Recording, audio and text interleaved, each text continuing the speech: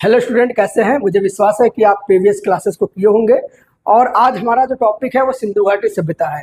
आज के टॉपिक से लगभग हर एग्जाम में 2 से 3 नंबर का प्रश्न बनता है। और ये सिंधु घाटी सभ्यता एक ऐसा इतिहास का चैप्टर है जिसमें कोई भी स्टेट एग्जाम हो या फिर यूपीएसएससी का एग्जाम हो या फिर यूपीएससी का एग्जाम हो, इसमें से प्रश्न बनना अनिवार्य है। तो ये मोस्ट इम्पॉर्टेंट है और इसी टॉपिक पे सिलेबस में भी आपको फोकस किया है। तो इसको हम विशेष रूप से 2 क्लास में पढ़ेंगे। आज ये आपका फर्स्ट क्लास है और कल आपका दूसरा क्लास रहेगा। तो देखिए, सिंधु घाटी सभ्यता जो है, इसकी जो शुरुआत होती है सिंधु घाटी सभ्यता का, इसका जो शुरुआत है लगभग रेडियो कार्बन पद्धति से जब इसका उम्र निकाला गया, समय निकाला गया कि ये सभ्यता कब की है, तो यह सभ्यता है लगभग जो है 1750 ईसा पूर्व से 2500 ईसा पूर्व। अब देखिए, ध्यान देने वाली बात है कि सिंधु घाटी सभ्यता का जो नामकरण होता है कि सिंधु घाटी सभ्यता या हड़प्पा सभ्यता, इसका नामकरण तो जब पहले हड़प्पा सभ्यता का खोज किया गया 1921 में दयाराम साहनी के द्वारा पहली बार खोज किया गया। 1921 में दयाराम साहनी के द्वारा पहली बार खोज किया गया और जिस स्थल का खोज किया गया उसको हड़प्पा सभ्यता कहते हैं। उसके बाद दूसरी बार खोज किया गया 1922 में राखलदास बनर्जी के द्वारा मोहनजोदड़ो का। तो ध्यान देने वाली बात है, ये हड़प्पा सभ्यता और हड़प्पा सभ्यता का हड़प्पा स्थल और मोहनजोदड़ो, ये दोनों जो है सिंधु नदी के आसपास के क्षेत्र के ये स्थल थे। इसीलिए सिंधु नदी को आधार बनाकर इस सभ्यता का नाम रखा गया सिंधु सभ्यता। लेकिन कालक्रम में आगे बढ़ने पे अन्य स्थलों की खोज किया गया, जैसे कि आपका धौलावीरा हो गया, जैसे कि आपका आलमगीरपुर हो गया। इन स्थलों का जब खोज किया गया तो यहाँ पे सिंधु नदी नहीं था। तो जब सिंधु नदी नहीं था तो जो नामकरण करने वाले विद्वान थे, विचारक थे, उन लोगों में विवाद होने लगा कि आखिर हम सिंधु नदी को आधार बनाए थे, लेकिन बहुत से ऐसे स्थल निकल के आ रहे हैं जहाँ पे सिंधु नदी का कोई संबंध नहीं। तो फिर बाद में इस समस्या के समाधान के लिए इसका नाम हड़प्पा सभ्यता रखा गया, क्योंकि पहला स्थल हड़प्पा खोजा गया था। तो ध्यान देने वाली बात है कि हड़प्पा सभ्यता और सिंधु घाटी सभ्यता दोनों एक ही है। ठीक है, इसकी खुदाई सबसे पहले 1921 में दयाराम साहनी के द्वारा किया गया था। अब देखिए, रेडियो कार्बन पद्धति के द्वारा, रेडियो कार्बन पद्धति होता क्या है? रेडियो कार्बन पद्धति किसी भी वस्तु का, किसी भी स्मारक का समय निकालने के लिए, उम्र निकालने के लिए एक पद्धति है। इसी के माध्यम से कौन सी वस्तु कितनी, से ये बोर्ड है, ये पेन है, ये कितने वर्ष, कितने समय पुराना है, ये कैसे पता चलेगा? रेडियो कार्बन पद्धति के पता चलेगा। तो रेडियो कार्बन पद्धति की वजह से हमें पता चला कि यह जो है 1750 ईस्वी से 2500 ईसा पूर्व से 1750 ईसा पूर्व तक माना जाता है। और 1750 ईसा पूर्व तक ये अपनी मेच्योर लेवल पे था, परिपक्वता के लेवल पे था। उसके बाद हम बात करते हैं, एक आपको रियल फैक्ट हम आपको बताते हैं कि क्या हड़प्पा सभ्यता की खोज जो अंग्रेजी शासन में किया गया था, तो क्या वो अंग्रेजों की वजह से किया गया था? बिल्कुल नहीं किया गया था। ध्यान देने वाली बात है कि 1921 का वो दौर था, 20 का वो दौर था जब रेलवे का विकास भारत में तेजी से हो रहा था। तो उस समय रेलवे में पटरियों पर बिछाने वाले जर्जर मकानों की, इमारतों की या फिर खंडहरों के ईंटों और पत्थरों की आवश्यकता थी। इसी कड़ी में पुराने मकान, पुराने खंडहर की तलाश कर रहे थे ब्रिटिशर्स कि जिससे उनको रेलवे के विकास में उनको ईंट और पत्थर बिना मेहनत के मिल सके। तो उसी कड़ी में जब ये हड़प्पा स्थल पे कुछ पुराने खंडहरों को तोड़ फोड़ रहे थे, तो उसी समय कुछ ऐसे वहां के पुरातात्विक साक्ष्य प्राप्त हुए जिससे एक नए सभ्यता की तरफ इशारा कर रहा था। सिकंदर के आने से पूर्व भारतीय इतिहासकार यह मानते थे कि सिकंदर से आने से पूर्व कोई भारत में कोई सभ्यता नहीं था, लेकिन जैसे ही हड़प्पा स्थल के पास कुछ नए साक्ष्य मिले और उसका रेडियो कार्बन पद्धति के द्वारा उसका उम्र पता लगाया गया, तब भारतीय इतिहासकारों ने यह माना कि नहीं, सिकंदर के आने के पूर्व में भी भारत में कोई ऐसी सभ्यता थी जो वैज्ञानिक दृष्टिकोण से काफी प्राकृतिक और अच्छी थी। तो ये हम मान के चलते हैं कि सिंधु घाटी सभ्यता का जो खोज हुआ वो एक घटना था जो एक अप्रत्याशित रूप से हो गया। चलिए अब आगे चलते हैं हम लोग। उसके बाद देखते हैं, अगर हम इसका भौगोलिक विस्तार समझेंगे तो भौगोलिक विस्तार से अभी कभी कभी प्रश्न पूछ लेता है। भौगोलिक विस्तार समझिए, ये भौगोलिक विस्तार समझिए। तो उत्तरी छोर में आपको क्या मिलता है? उत्तरी छोर में आपका मिलता है जम्मू कश्मीर,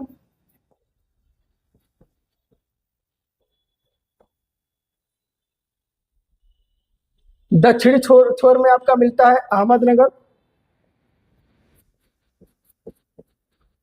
अहमदनगर, पूर्वी छोर में आपका मिलता है आलमगीरपुर, आलमगीरपुर, और पश्चिम में आपका मिलता है सूतका गंडोर,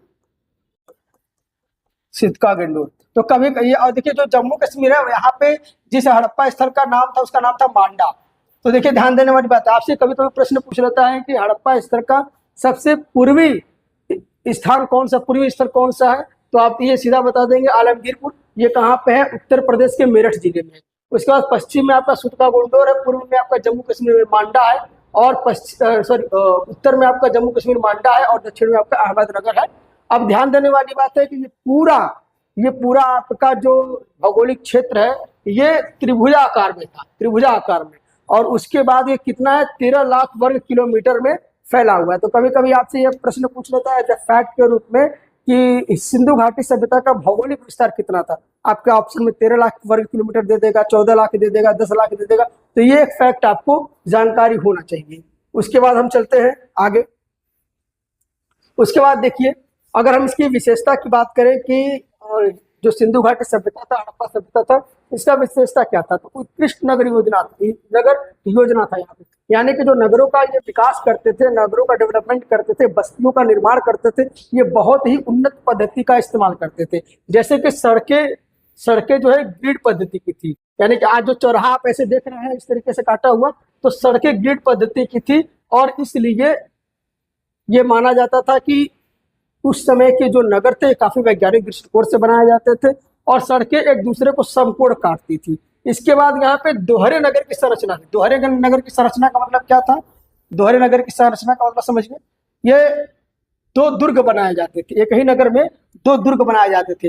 एक नगर में आम जनता रहती थी। आम जनता का मतलब क्या होता था?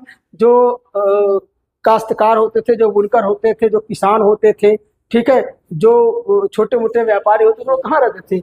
ये छोटे दुर्ग में होते थे, निचले दुर्ग में रहते थे। और जो एक उछला दुर्ग रहता था, वहां पे कौन रहता था? वहां पे प्रशासनिक वर्ग रहता था। राजा रहते थे, महाराजा रहते थे, मंत्री रहते थे, उनके प्रशासनिक अधिकारी रहते थे। तो ये 2 दुर्गों में हमारा विभाजित था। उसके बाद क्या होता था? पक्की ईंटे के घर बनाए जाते थे। ये हमेशा यहाँ पे पक्की ईंटे के घर बनाए जाते थे, और ईंट जो है 4:2:1 के रेशियो में रहता था। तो ये आपका हमेशा ये प्रश्न पूछ लेता था। तो अब आगे चलते हैं हम लोग।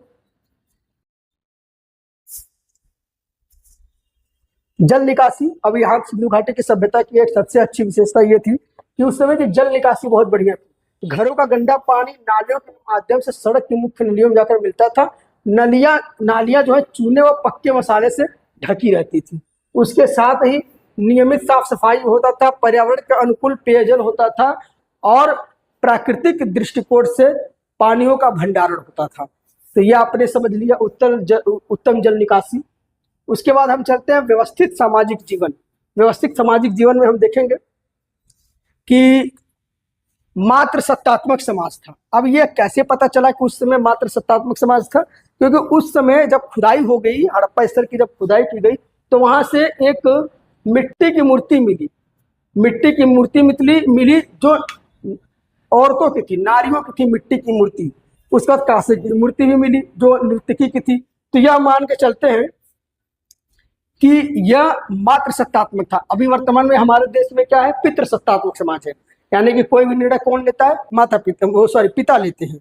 लेकिन उस समय हड़प्पा सभ्यता क्या था? मात्र सत्तात्मक था। उस समय एक मूर्ति निकला था, उर्वरा की देवी कहते हैं, कि जैसे हाथ में वो पेड़ लेकर बैठी थी, उनको कहते उर्वरा की देवी।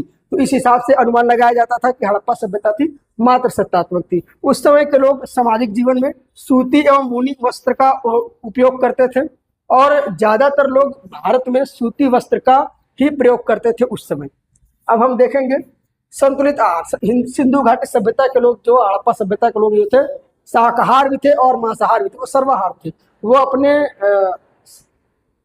जरूरत के हिसाब से गेहूं, जौ, चावल और दूध का सेवन करते थे, और मछली, पक्षियों और बकरे का मांस भी खाते थे। तो ये सिंधु घाटी सभ्यता का एक ये विशेषता है। उसके बाद अगर हम सौंदर्य कला और मनोरंजन की बात करें, तो उस समय के लोग जो है आभूषण के प्रेमी थे। यानी कि उस समय के महिला और पुरुष दोनों श्रृंगार करते थे, सौंदर्य करते थे, वो सौंदर्य प्रेमी थे। तो वो जो आभूषण थे वो महिला भी पहनते थे और पुरुष भी पहनते थे। कानों में कुंडल लगाना, गहने पहनना, ये पुरुष भी पहनते थे। उसके बाद हम देखेंगे मनोरंजन के साधन। मनोरंजन के साधन उस समय पासा खेलना था, शिकार करना था, नृत्य करना था और मुर्गों को लड़ाना था। जो मुर्गे आपस में लड़ते हैं उनको लड़ाना भी, एक मछली पकड़ना भी एक ही मनोरंजन के साधन थे। उसके बाद जो थे मूर्तियां, मोहनजोदड़ो से प्राप्त नृत्य मुद्रा वाली कांसे की नर्तकी तथा दाढ़ी वाले पुजारी की मूर्ति कलात्मक पराकाष्ठा को दर्शाती है। यानी कि उस समय की जो चित्रकलाएं थी, जो मूर्ति कला थी, इतनी विकसित थी, इतनी ज्यादा डेवलप थी कि कांसे की मूर्ति का वहां से प्राप्त करना का और दाढ़ी वाले पुजारी को प्राप्त करना, ये दर्शाता है कि सिंधु घाटी सभ्यता के जो लोग थे वो काफी चित्रकला में और वास्तुकला में काफी विकसित थी। उसके बाद हम चलते हैं आगे कि आध्यात्मिक, अगर सिंधु घाटी की आध्यात्मिक एवं लैंगिक अवस्था को देखेंगे तो मातृ देवी की उपासना, देखिए मातृ देवी की उपासना, सिंधु घाटी सभ्यता के लोग शक्ति के रूप में मातृ देवी की सर्वाधिक पूजा करते थे। उसके बाद पशुपति शिव की पूजा करते थे। सिंधु घाटी के लोग पशुपति शिव की पूजा करते थे और वो शिव सिर्फ मानवों के रक्षक नहीं थे, वो जीव जंतुओं के भी रक्षक थे और साथ में प्रकृति प्रेमी थे। सिंधु घाटी सभ्यता के लोग प्रकृति प्रेमी थे, इसीलिए वो पीपल की पूजा करते थे, नाग की पूजा करते थे, जल की पूजा करते थे, एक सिंह वाले कल्पित पशु की पूजा करते थे। तो यह सिंधु घाटी सभ्यता के लोगों की एक विशेषता है कि वह ईश्वर के साथ साथ ये लोग के प्राकृतिक जीव जंतुओं की भी पूजा करते थे और उनको एक विशेष दर्जा देते थे। उसके बाद अगर हम बात करें इनके मृतक संस्कार की, तो सिंधु घाटी की सभ्यता के लोग शवों को दफनाते भी थे और शव का जलाते भी थे। ये दोनों पद्धति से शव का अंतिम संस्कार करते थे। उसके बाद हम चलते हैं आगे हम चलते हैं कि उस समय के हम सिंधु घाटी सभ्यता का अगर हम आर्थिक और जीवन व्यापार से विश्लेषण करेंगे, समझेंगे, तो उस समय उन्नत कृषि व पशुपालन था।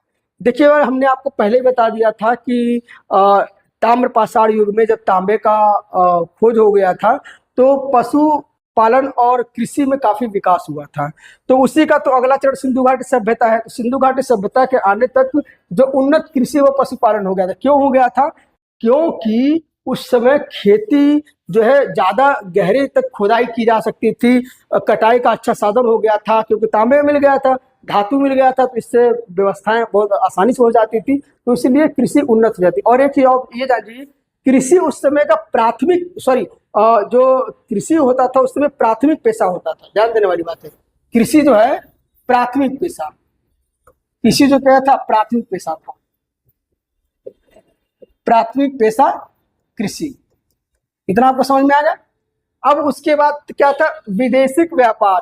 अब हम सिंधु घाटी सभ्यता में हमने आपको पहले ही बताया था कि जो लोथल स्थल था वो एक बंदरगाह के रूप में होता था और सिंधु घाटी सभ्यता के लोग इतने विकसित थे अपने व्यापार को लेकर कि वह विश्व स्तर पर व्यापार करते थे। मेसोपोटामिया हो गया और ईरान की खाड़ी हो गया, वहाँ के जो इनके मुद्राएं मिली है, वहाँ के मुहरे मिला है हमारे भारत में, तो यह सिद्ध करता है कि भारत के लोग वैश्विक स्तर पे व्यापार उस समय करते थे, सिंधु घाटी सभ्यता के लोग। और माप और तौल के, अब ये देखिए एक चीज और, जैसे हम यहाँ पे देख लीजिए, जैसे हम वर्तमान में कोई चीज तौलते हैं तो 100 ग्राम 200 ग्राम या किलो में तौलते हैं, लेकिन उस समय क्या है जो मानक इकाई था वो 16 के गुणा में था, 16 के गुणा में था, यह मानक इकाई है। जैसे कि 16 गुणा 32 64 इस तरह के इकाई में उस समय मापतौल किया जाता था। तो ये सिंधु घाटी की विशेषता है। उसके बाद हम चलेंगे,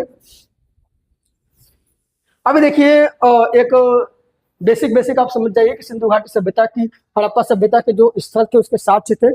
ये तो अभी आप शॉर्ट में देखिए, लेकिन अगली क्लासेस जो हमारी रहेगी उसमें विस्तार से एक एक स्थल को हमने डिस्कस किया है। तो अभी हमने देखें कि हड़प्पा सभ्यता की खोज किसने किया है? दयाराम साहनी ने किया 1921 में। और ये वर्तमान में उसकी भौगोलिक स्थिति क्या है? रावी नदी के तट पर है और पंजाब जो पाकिस्तान का पंजाब है वहां पे है। और यहाँ से हमें क्या प्राप्त हुआ? यहाँ से हमें प्राप्त हुआ अन्नागार, कब्रिस्तान और तांबे का दर्पण। तो ये हड़प्पा सभ्यता से हमें हड़प्पा स्थल से प्राप्त हुआ। दूसरा हमारा है मोहनजोदड़ो की खोजकर्ता कौन है? राखलदास बनर्जी। अब उसके बाद ये कहाँ पे है? ये सिंधु नदी पे है और ये सिंध प्रांत जो है पाकिस्तान के सिंध प्रांत में है। और इसको क्या कहा जाता है? इसको मृतकों का टीला कहा जाता है। मृतकों का टीला क्यों कहा जाता है? क्योंकि यहाँ पे सर्वाधिक स्तर पे जो है हमें शव प्राप्त हुए हैं, सर्वाधिक स्तर पर कंकाल प्राप्त हुए। तो इसलिए इसको मृतकों का टीला कहते हैं।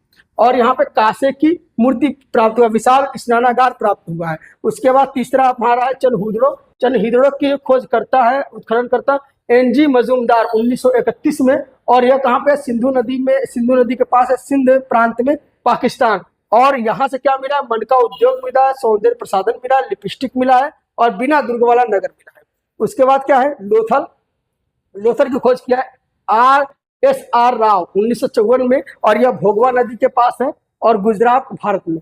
उसके बाद यह यहाँ इसको प्राचीन बंदरगाह भी कहते हैं, यहाँ से चावल के दाने और अग्निकुंड प्राप्त हुआ है। उसके बाद हम चलेंगे कालीबंगा की खोज किया है बीबी लाल 1953 में, और यह कहाँ पे है? घग्गर नदी पे है, राजस्थान भारत में। और यहाँ से क्या प्राप्त हुए? यहाँ से जुते हुए खेत के साक्ष्य प्राप्त मिले हैं और अग्निकुंड और काली मिट्टी की चूड़ियां प्राप्त हुआ है। उसके बाद हम चलेंगे धौलावीरा की खोजकर्ता कौन है? RS बिष्ट 1967 में। ये कहाँ पे है? ये गुजरात के कच्छ क्षेत्र में है। और यहाँ से क्या? उत्कृष्ट जल प्रबंधन मिले हैं, 16 जलाशय मिले हैं, स्टेडियम मिले हैं और त्रिस्तरीय नगर मिले हैं। तो ये आपका बेसिक एक तरीके से फैक्ट हो गया, जो आपका अक्सर यूपीएससी पेट में या लोअर पीसीएस में पूछता है। उसके बाद हम चलते हैं कि अभी कभी आपसे प्रश्न ये पूछ लेता है कि हड़प्पा स्थल का कौन सा नगर या हड़प्पा सभ्यता का कौन सा स्थल या नगर पाकिस्तान में है, या हड़प्पा सभ्यता का कौन सा भारत में है। तो एक ट्रिक आप समझ जाइए कि पाकिस्तान के कौन कौन से हड़प्पा, मोहनजोदड़ो, चनहुदड़ो और सुत्का गंडोल, ये कहाँ पे है? पाकिस्तान में। अब भारत में कौन कौन से? गुजरात के लोथल, राखीगढ़, कालीबंगा और आलमगीरपुर। ये लगभग ये आपके मांडा, ये हो गए आपके भारत में। तो समझते हैं पहले हड़प्पा आपका जो है कहाँ पे है? पाकिस्तान में है। पाकिस्तान में कहाँ पे? रावी नदी के किनारे है। और मोहनजोदड़ो कहाँ है? सिंध प्रांत में, सिंधु नदी के किनारे दाहिने तट पर बसा है। चनहुदड़ो कहाँ है? औद्योगिक नगरी जिसको कहते हैं, ये मोहनजोदड़ो से लगभग 130 किलोमीटर दक्षिण में स्थित है। और सुत्का गंडोल कहाँ है? पाकिस्तान के बलूचिस्तान में स्थित है। तो ये हम लोग समझ गए कि ये पाकिस्तान है, इधर ये आपका पाकिस्तान है और ये इधर आपका भारत है। भारत में आपको देखेंगे लोथल मिलेगा गुजरात में, धौलावीरा मिलेगा, रंगपुर मिलेगा, उसके बाद राखीगढ़, बनावली, कालीबंगा, आलमगीरपुर और मांडा, ये सारी चीजें का ये सारे स्थल आपको कहाँ मिलेंगे? ये आपको भारत में मिलेंगे। उसके बाद हम चलते हैं कि वन लाइनर जो फैक्ट है, जो क्वेश्चन है, जो अक्सर आपसे यूपीएससी पेट के एग्जाम में पूछता है। तो आपसे पहला प्रश्न क्या पूछ देता है कि हड़प्पा सभ्यता का प्रथम उत्खनन करता खोजकर्ता कौन है? तो वो है कौन? 1921 में कौन करने वाले हैं? दयाराम साहनी। उसके बाद हम चलते हैं दूसरी कौन है? दूसरा किया है हड़प्पा सभ्यता की मोहनजोदड़ो की खोज किसने किया? राखालदास बनर्जी ने 1922 में। उसके बाद फैक्ट क्या है? विशालतम भारतीय स्थल कौन सा है, यानी कि भारत में सबसे बड़ा हड़प्पा का स्थल कौन सा है? तो वो कौन है? वो राखीगढ़ का है, सिंधु घाटी सभ्यता के सबसे बड़ा और पुरातात्विक साक्ष्य के रूप में। उसके बाद क्या है? यहाँ पे हड़प्पा सभ्यता में लोग चांदी से परिचित थे, तांबे से परिचित थे, पीतल से परिचित थे, लेकिन लोहा से परिचित नहीं थे। तो लोहा का अभाव मिलता है क्योंकि लोहा का साक्ष्य भी प्राप्त नहीं हुआ है। अब देखिए, जो हड़प्पा सभ्यता में हमने आपको बताया था कि लिपि का विकास था, भाषा का विकास था, लेकिन उस लिपि या भाषा को पढ़ा नहीं जा सका अब तक। तो उस समय की जो लिपि थी वो था बुस्ट्रोफ्रेडन। क्या था? बुस्ट्रोफ्रेडन, जिसको क्या कहते हैं? भाव चित्रात्मक। और यह दाएं से, जैसे उर्दू में दाएं से बाएं लिखा जाता है तो और ये चित्र बनते थे, इस तरह चित्र हो गया, चिड़िया हो गया, इस तरह के चित्र बनते थे। तो हड़प्पा सभ्यता के लोग इस प्रकार से लिखते थे और इसीलिए हम लोग अभी तक इसको पढ़ नहीं पाए हैं। उसके बाद हम चलते हैं पेट परीक्षा में संभावित क्या प्रश्न आपसे बन सकता है। पेट में आपका संभावित प्रश्न यह बन सकता है कि सिंधु घाटी का सभ्यता का सबसे बड़ा भारतीय स्थल कौन सा है? तो हमने आपको पहले ही बताया था राखीगढ़ है। और उसके बाद मृतकों का टीला किसे कहते हैं? आपको पहले ही बता दिया था कि मृतकों का टीला मोहनजोदड़ो को कहते हैं, जहां से सर्वाधिक कंकाल प्राप्त हुए थे। उसके बाद क्या? सिंधु घाटी सभ्यता के प्रमुख अर्थव्यवस्था का आधार क्या था? तो कृषि था। हमने आपको पहले बताया था कि सिंधु घाटी सभ्यता का प्राथमिक पेशा क्या है? कृषि है। क्या है वहां पे? आप आंसर लगाएंगे कृषि। उसके बाद क्या है कि सिंधु सभ्यता का प्रसिद्ध बंदरगाह या गोदीवाड़ा कहाँ है? तो वो क्या है? वो लोथल है। लोथल भोगवा नदी के तट पे जो है था वो बंदरगाह था। उसके बाद जुटे हुए खेतों का साक्ष्य प्राचीनतम कहाँ से प्राप्त होता है? तो वो प्राप्त होता है कालीबंगा से, जो राजस्थान से है। उसके बाद धौलावीरा को यूनेस्को का दर्जा कब मिला? तो वर्ष 1921 में धौलावीरा को जल प्रबंधन और त्रिस्तर नगर हेतु विश्व की धरोहर माना गया है। तो ये आपका लगभग आज पहला पार्ट आपका कंप्लीट हो गया। आने वाली क्लास में हम हड़प्पा स्थल का यानी कि सिंधु घाटी सभ्यता स्थल का, सभी स्थल की विवेचना करेंगे और यह हम फैक्ट आपको बताएंगे कि किस स्थल से फैक्ट आपका ज़्यादा पूछता है। उसके बाद आप हमारे चैनल को लाइक करें, सब्सक्राइब करें, और आपको अगर कोचिंग में एडमिशन लेना है तो आज ही आप ज्वाइन कर सकते हैं दीपजस फाउंडेशन, मुल्ला सीताराम गौरीशंकर घाट, आजमगढ़ में। Thank you.